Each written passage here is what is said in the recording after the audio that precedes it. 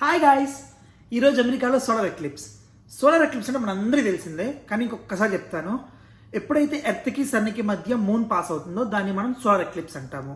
Solar eclipse అనేది different kinds ఉంటుంది. కానీ ఇప్పుడు ఇక్కడ అమెరికాలో వచ్చింది మాత్రం టోటల్ సోలార్ ఎక్లిప్స్. ఇది మెక్సికో, యూఎస్ఏ, కెనడా నుంచి పాస్ అవుతుంది. యూఎస్ఏలో కూడా అన్ని స్టేట్లో నుంచి కాదు, కేవలం కొన్ని స్టేట్సే, అందులో టెక్సాస్ ఒకటి.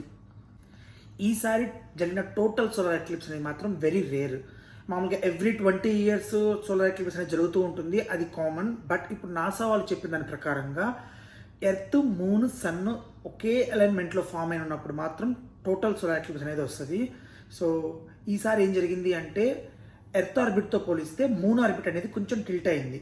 అందువల్ల ఈ ఫార్మేషన్ ఆఫ్ సోలార్ ఎక్లిప్స్ అనేది జరిగింది.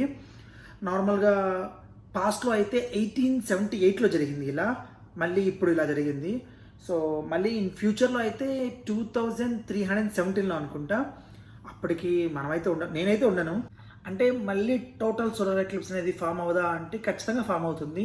2044లో అది 48 స్టేట్స్ని కవర్ చేస్తుంది. కానీ మళ్ళీ ఇక్కడ టెక్సాస్ నుంచి సేమ్ ఇదే అలైన్మెంట్లో ఇదే ఫార్మేషన్లో మూన్ ఆర్బిట్ టిల్ట్ అవ్వాలి అంటే మాత్రం 2317 దాకా వెయిట్ చేయాల్సిందే.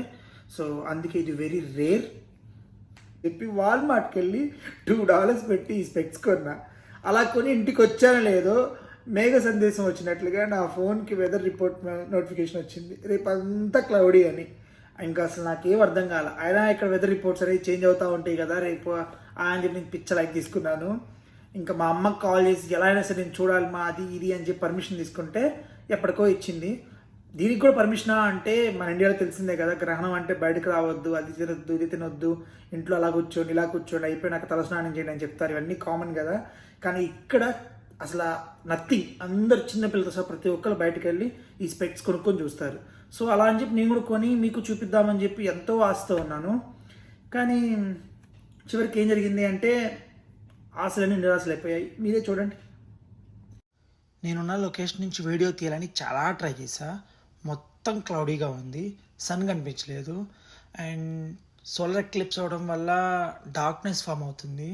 అండ్ లైఫ్లో first time total solar eclipse చూడొచ్చని చాలా ఎగ్జైట్ ఫీల్ అయ్యాను. బట్ కుదరలేదు. కానీ నాకేమనిపించింది అంటే సోలార్ ఎక్లిప్స్ అనేది చూడడమే కాదు, మనం దాన్ని ఫీల్ అవ్వచ్చని. లైక్ ఈరోజు నేను ఫీల్ అయ్యాను అలా. అంటే ఎన్విరాన్మెంట్లో జరిగే చేంజెస్ అండ్ క్లైమేట్లో జరిగే చేంజెస్, లైక్ టెంపరేచర్ సడన్గా డ్రాప్ అయిపోయింది. అండ్ డే టైంలోనే నాకు డార్క్నెస్ వచ్చింది. Like right now time 1:30 PM. But నాకు ఇదంతా నైట్ మోడ్లా అనిపిస్తుంది. బర్డ్స్ చేసే సౌండ్స్, ఆ ఇన్సెక్ట్ చేసే సౌండ్స్ చాలా కొత్తగా ఉంది ఫీలింగ్ నాకు. And I felt happy for this. ఈరోజు చాలామంది అమెరికన్స్ని కలిశాను. వీళ్ళంతా ఆఫీస్కి హాలిడే పెట్టుకొని మరీ వచ్చారు ఈ సోలార్ ఎక్లిప్స్ని చూడడానికి.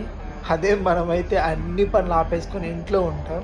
కానీ వీళ్ళు అన్ని పనులు ఆపేసుకొని మరీ వచ్చారు ఇది చూడడానికి. నాకైతే నవ్వొస్తుంది. Finally I got a video. ఇక్కడంతా క్లౌడ్గా ఉండి ఇంకా మేమేమి ఎంజాయ్ చేయలేకపోయాము. సో డల్లాస్లో ఉన్న మా ఫ్రెండ్స్ గుర్తొచ్చి వాళ్ళకి కాల్ చేస్తే అక్కడ ఏం క్లౌడీగా లేదు, చాలా విజిబిలిటీ క్లియర్గా ఉంది.